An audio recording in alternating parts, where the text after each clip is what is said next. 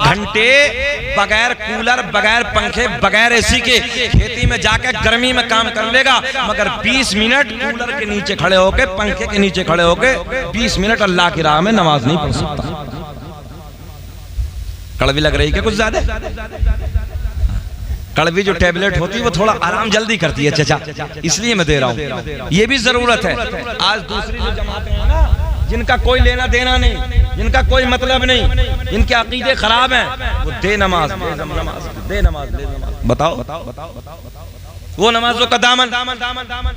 अच्छा चोरी क्यों कर रहे हैं? वो चोरी भी तो यूं ही कर रहे हैं। जितने इधर से उधर जा रहे हैं, ईमानदारी से बताओ, सब सुन्नी तो जा रहे हैं। उनके दादा को देख लो, उनके परदादा को देख लो, सब 40वें करने वाले, 10वें करने वाले, 11वीं करने वाले, 12वीं करने वाले, मिलाद उनके घरों में होती थी, और आज देखो तो सब बिदअत हो गई, सब खत्म हो गया। वजह क्या है? बोले यार नमाजी हैं। अखलाक इतने अच्छे कर लिए उन लोगों ने। दो पहलू पे अल्लामा शाकिर, मैंने दो पहलू पर गौर किया उन लोगों के।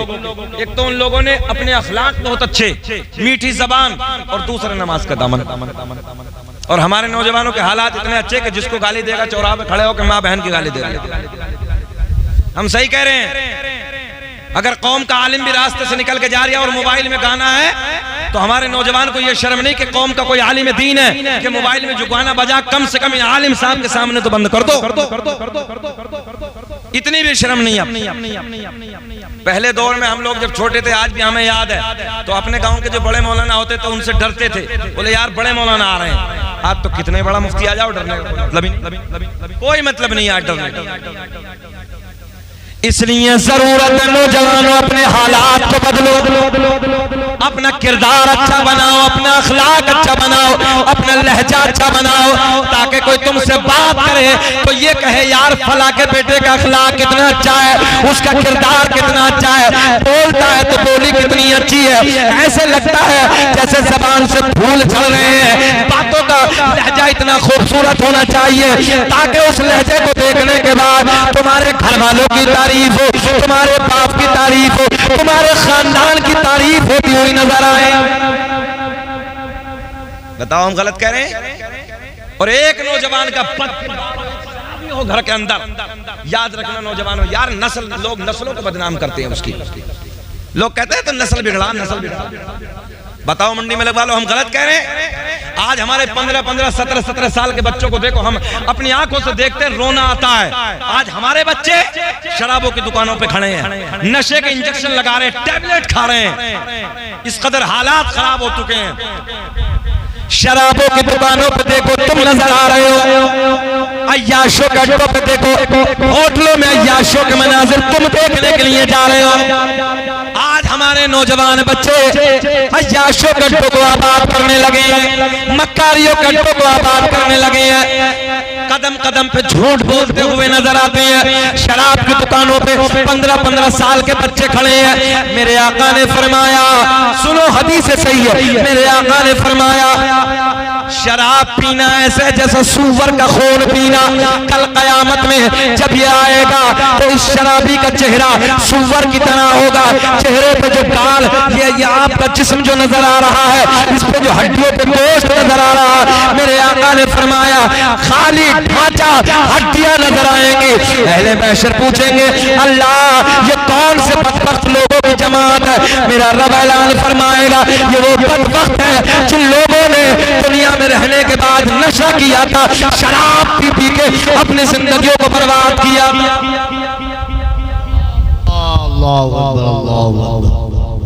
ये हालात हमारी नस्लों का आज। और जिना को इतना आसान कर दिया है, जिना को कि पूछे नहीं। शर्मो हया हमारे अंदर से चली जा रही है। कौन कौन सा रोना रोए हम नौजवानों।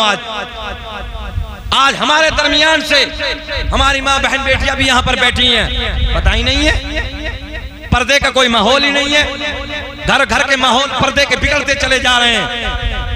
याद रखना इमाम हुसैन रदी अल्लाह ताला अन्हु की माँ सैयदा तैयबा ताहिरा सैयदा फातिमातुज़ ज़हरा रदी अल्लाह ताला अन्हा का पर्दा देखिए, आसमान कसम खाता है मैंने हजरत फातिमा के सर के बाल का रंग तक भी नहीं देखा। ये जरूरत है हर भाई की। और याद रखना 3 लोगों को कल कयामत में 3 लोगों के मुंह के बल घसीट के जहन्नम में डाला जाएगा। कितने लोगों को जरा बोल दे? 3 लोगों को। ये आका ने फरमाया, तुम्हारे मेरे नबी ने फरमाया, 3 लोगों को मुंह के बल घसीटते हुए जहन्नम में डाला जाएगा। अब वो कौन लोग है? वो मेरे करीम आका ने फरमाया,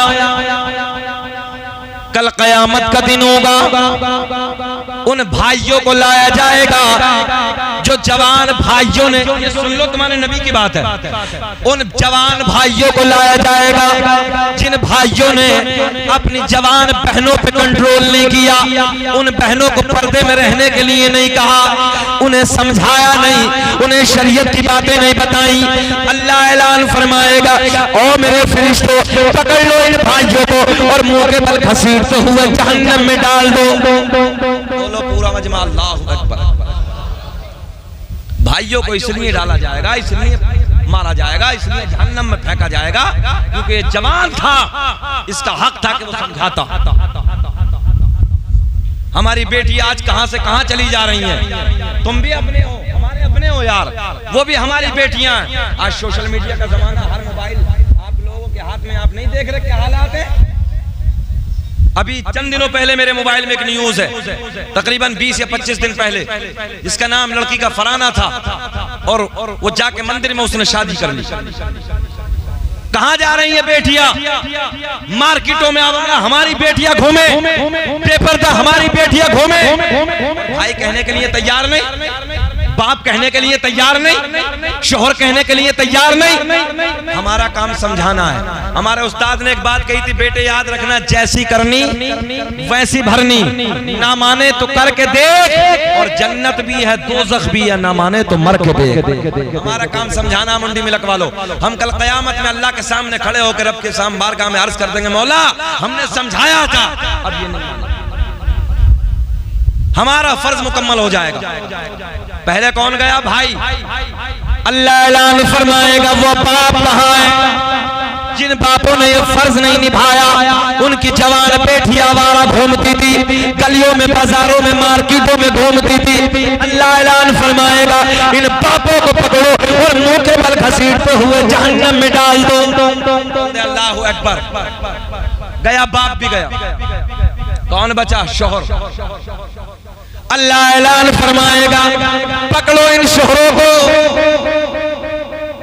जिन शोहरों ने अपनी बीवियों को कंट्रोल में नहीं रखा, क्योंकि कुरान कहता है, अर्रिजालु क़व्वामूना अलन निसा, हमने मर्दों को औरतों के ऊपर हाकिम बनाकर भेजा है। तवज्जो है आपकी? अल्लाह ऐलान फरमाएगा, पकड़ो इन शोहरों को और मुंह के बल घसीटते हुए जहन्नम में डाल दो। अब ये भी गुनाह सुन लें आप। ये बातें, कितने लोग जहन्नम में गए भैया? 3 भाई, बाप, शोहर। अब बचा कौन? कोई नहीं बचा, तीनों जहन्नम में गए। देखो हमारा काम समझाना है। अब यहाँ आप जाने, हमारी जिम्मेदारी है कि हम अपने घर को सुधारें। कारी सुहेल की जिम्मेदारी ये अपने घर को सुधारें, मौलाना सुफियान की जिम्मेदारी ये अपने घर को सुधारें, आपकी जिम्मेदारी कि हर आदमी अपने घर को सुधारे, फिर इंशाअल्लाह माहौल सुधरेगा। हाथ उठाओ के इंशाअल्लाह कोशिश करेंगे। हाथ उठाइए के इंशाअल्लाह। और मैं बेटियों से भी कहूंगा, बेटियां आई हैं, बेटियों तुम अपने घर का वक़ार हो। अगर बेटी तेरे घर की इज्जत सलामत है, याद रखना तेरे भाई का सीना चौड़ा। बेटी अगर तेरी इज्जत सलामत है तो तेरा बाप ऊंची नजरों में चौराहे पे खड़े होकर बात कर सकता है। अगर बेटी तेरी इज्जत सलामत है, खानदान की इज्जत सलामत है, तेरी इज्जत सलामत है, रिश्तेदारों की इज्जत सलामत है, तेरी इज्जत सलामत है, तो याद रखना दादा ऊंची आवाज में बात कर सकता है, भाई ऊंची आवाज में बात कर सकता है, बाप ऊंची आवाज में बात कर सकता है। बेटी अगर तूने अपनी इज्जत को नीलाम कर दिया, हमने कहीं बाप की नजरों को झुकते हुए देखा है, कभी बाप की नजर झुकती है, कभी भाई की नजर झुकती है, कभी चचा की नजर झुकती है, कभी कबीले वालों की, कभी रिश्तेदारों की नजर झुक जाती है। याद रखना एक बेटी, वो बेटी अगर तेरी इज्जत सलामत है तो याद रखना तेरे पूरे कबीले की नाक ऊंची। और मैं अपनी बेटियों से कहूंगा जितनी आई हैं, वो बेटियों जब 18-20 साल के बाद तुम्हें ये कबीले के सारे, जहां चचा भी होता है, भाई भी होता है, बड़ा पापा भी होता है, फूफा भी होता है, जुमले गौर से सुने, मामू भी होता है, खालू भी होता है, भाई भी होते हैं, सारे के सारे खड़े होते हैं, तेरे हाथ पे मेहंदी होती है। अल्लाह की इज्जत की कसम, तुझे प्यार और लाड में ये दुल्हन बना के तुझे ससुराल जब भेजेंगे, अल्लाह की इज्जत की कसम गोल्डन जुमला देने लगाऊं, मुन्नी में लगवा लो, ये तुम एहसास करोगे इस जुमले में। जब ये बेटी तुम्हारे घर से विदा होके ससुराल जाएगी तो किसी कोने में छुपकर बाप रोता हुआ नजर आएगा, कहीं बेटा रोता हुआ नजर आएगा, कहीं भाई रोता हुआ नजर आएगा, किसी कोने में चचा रो रहा होगा, कहीं फूफा रो रहा होगा, कहीं मामू रो रहा होगा, कहीं खालू की आंख में आंसू होंगे और तेरे लिए दुआएं करेंगे, अल्लाह हमारी बेटी की इज्जत को सलामत रखना, अल्लाह हमारी बेटी के परिवार को सलामत रखना। और बेटी जब तू पलट के अपने ससुराल से आएगी तो कभी चचा पूछेगा ओ मेरी बेटी तू खैरियत है ना, कभी ताया पूछेगा तेरे परिवार में सब ठीक है ना, कभी मामू पूछेगा, कभी खालू पूछेंगे, कभी कोई पूछेगा। याद रखना बेटी, अगर तू बेइज्जती करने के बाद, अपनी नाक कटाने के बाद, सबकी इज्जत को नीलाम करने के बाद अगर घर से कहीं हो गए उस पे सब थूकेंगे, पूरा खानदान, पूरा गांव, पूरा कबीला, पूरे रिश्तेदार उस पे सब थूकते हुए नजर आएंगे। कोई तेरी खैर ख्वाही करने वाला नहीं होगा, कोई तेरी खैरियत पूछने वाला नहीं होगा।